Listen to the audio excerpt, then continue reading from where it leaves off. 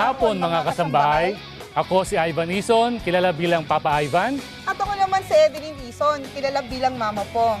Andito tayo sa segment ng Arangkada na kung tawagin ay... Try mo to!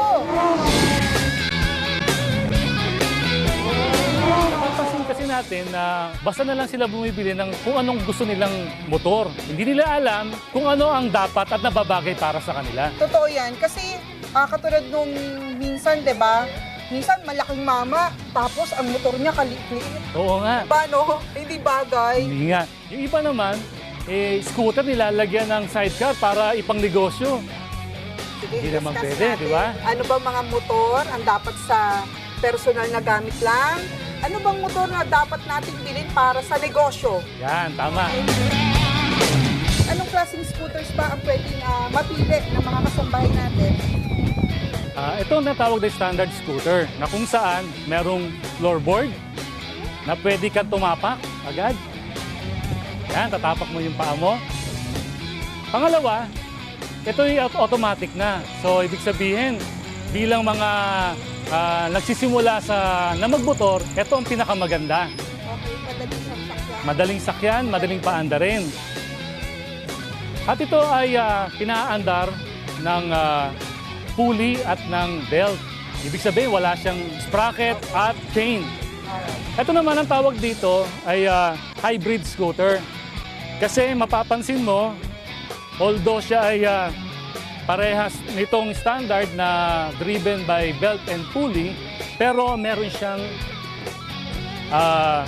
nakalagay sa gitna. Ano kasi parang ano siya, nasa gitna siya ng scooter at ng underbone. Pero scooter siya. At meron pang isa, yung tinatawag na maxi scooters. Pero ito yung mga scooter na malalaki na, yung 400cc, na pwede mong dalhin sa highway. Pang malayo ang biyahe. Yan, pang malayo. Sarap sakyan nun. Okay, tignan natin ano naman susunod. Ang tawag dito sa motor na to ay underbone motorcycle. Bakit ka mo underbone? Kasi mapapansin mo, yung kanyang engine nasa ilalim nitong chassis. Yan. Kaya siya underbone. Ito naman ngayon, yung tinatawag natin ng mga business class. Ito yung mga pinanta-tricycle. Ano? Kasi mapapansin mo na hindi siya katulad ng underbone, meron siyang chassis dito sa ilalim ng kanyang engine, sa harap. At makita mo yung mga butas dito na kung saan pwede siyang kabitan ng sidecar. So pwede siyang pang-business. Hindi katulad nun, wala yun. Now, ito naman ang tawag dito, mga standard bikes na ito. Pero ito ay cruiser ang tawag dito. Cruiser. Bakit? Kasi ito yung mga pambiyahe-biyahe talaga pang malayuan. Ibig sabihin, steady ka.